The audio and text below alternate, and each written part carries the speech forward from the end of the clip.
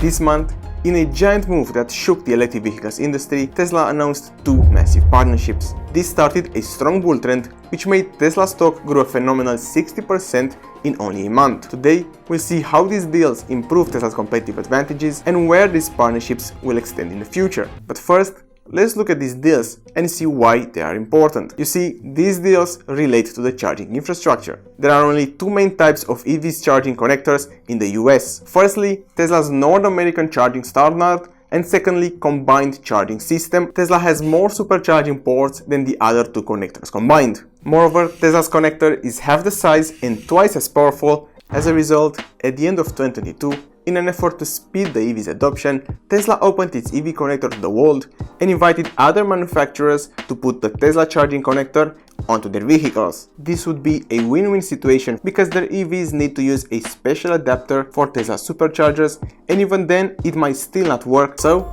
the solution was clear. It was time for Tesla's competition to bend the knee. Well, not exactly, since it is a very friendly cooperation, but at the end of May, Tesla announced the first partnership with Ford that would offer Ford's EVs the right to use Tesla's network of superchargers. This will give Ford's EV consumers unprecedented access to 12,000 fast charging stations. Then, just 2 weeks later, GM announced the same partnership with Tesla. However, this came with one major drawback for Tesla's competitors, as they are now forced to make sure that the structure of their batteries matches Tesla's charging standards. So, how does this impact Tesla's stock price? This is a gigantic catalyst for Tesla's future for three reasons. Firstly, this improves the EV's market penetration, as the charging infrastructure is a critical pillar of the transition towards clean energy. Actually, the lack of charging infrastructure and the fear of running out of energy are the biggest concerns for potential buyers. A staggering 58% of potential buyers have range anxiety, while 50% of them fear not being able to find a charging station. More charging stations solves the most important issues,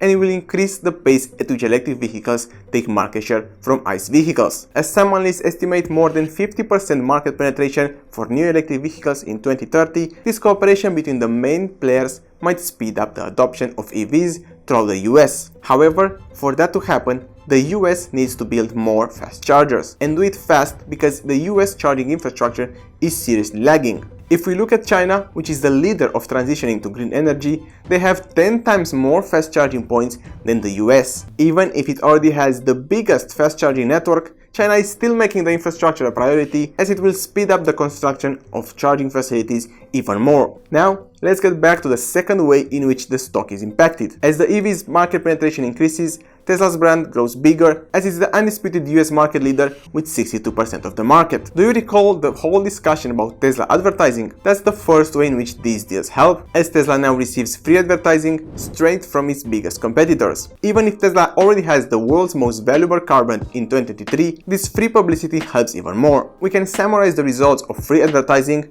as higher EVs adoption leads to Tesla's brand growing, which in turn leads to Tesla putting more cars on the road. Additionally, it is very important that this is a new revenue stream. While GM and Ford get access to more chargers, Tesla will make money from selling the energy. Although the impact won't be massive in the short term, it could grow into an opportunity of several $billion per year. Moreover, this is the best type of revenue since it is recurring, and because of Tesla's improvements on the cost structure, it also generates a high margin, just like a software company. Additionally, the more EVs Ford and GM sell, the more incremental revenue Tesla will get from charging them. So, this recurring revenue might grow as high as $10 billion annually with high gross margin. Moreover, it is very important to remember that GM and Ford will now be dependent on Tesla. You see, they asked Tesla for the cooperation because they concluded it is easier to not focus on the charging stations and just outsource it. And this gives Tesla two phenomenal types of competitive advantages. Firstly, the high switching costs. Since Tesla owns the NACS charging standard, it would be very difficult for GM and Ford to switch to a different type of connector,